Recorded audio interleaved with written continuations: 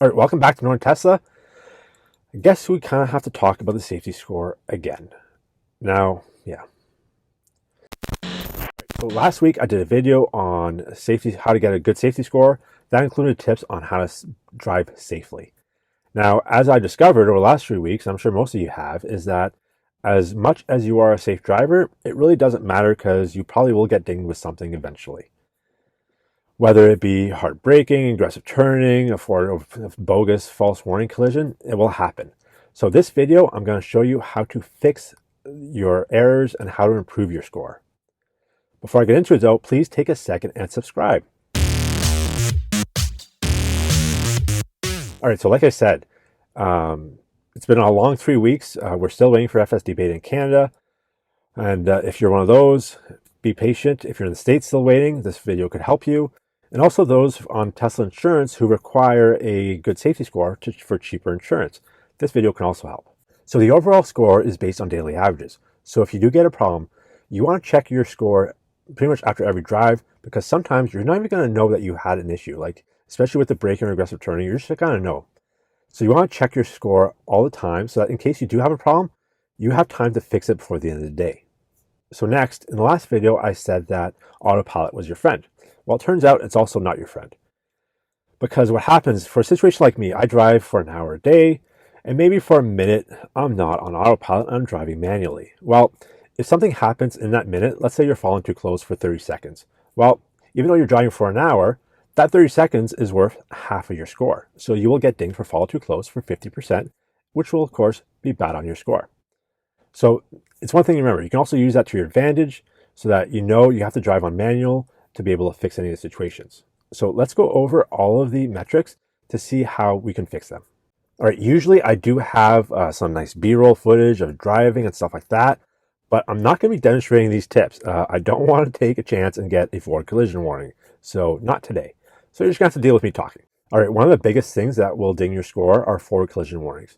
Now, we all know that there's a lot of false warnings, and the biggest culprit of those false warnings are when the car in front of you is turning. So for some reason, it thinks, even though the car is moving, it thinks for that split second that when the car is directly in front of you, that you're going to drive into it, obviously. So to fix that, what you want to do is if a car is turning in front of you, then just lay off the accelerator. If your foot is not on the accelerator, it doesn't think you're going to drive into it. So you don't have to slam on the brakes. Just put your foot off the accelerator for that one moment that the car is directly in front of you, and you should be okay. Now, I've seen a lot of videos where there's cars nowhere near and it still went off. So hopefully not much to say with that one other than good luck. All right, next up is hard braking and aggressive turning. And also throw in follow too close in that thing. So if you're like me, where most of your drive is on autopilot and a very small percentage of that drive is on manual, if you get any one of those things while on manual and you have a very limited window of driving, then it'll be a big percentage of your score and give you a bad score for that day. So what you want to do is, if you do get one of these, you want to drive in manual for however long you need to, depending on how much time you drove in the first place. So for me, it's only a few minutes. So I got into hard braking. I took the car and I drove in a circle in a parking lot for about 5 minutes, and that did the trick. So if follow too close, in order to avoid them, if you're going under 50 kilometers an hour, it's not going to register. So you want to stay below that. My biggest problem with follow too close was when I was trying to come off autopilot and I was either trying to make a lane change or merge or turn. So in this situation, let's be honest, like you don't have that much room. Sometimes you just don't have that much room to make that turn. So at least try to bring down your speed, if it's possible, to under 50. Now, you don't want to slam on the brakes because then you will get a hard braking. And it's better to take the follow too close score because it's not a most valuable metric. It's not graded that highly. And in some update coming up, it will be removed from the safety score. It's happened in the States. I'm not too sure if Canada will follow, but it's better to take a hit on follow too close than any hard braking or aggressive turning. So if you are in a position where you do get dinged for follow too close, what you want to do if you want to fix it, like I said, if it's not going against your score that badly, it's not worth fixing this one. But if you need to, you want to be between 3 and 7 car lengths. So under 3, bad. But also, if you're over 7, you think you're being safe, but the car doesn't think there's a car in front of you, so it's not registering as you're following anyone.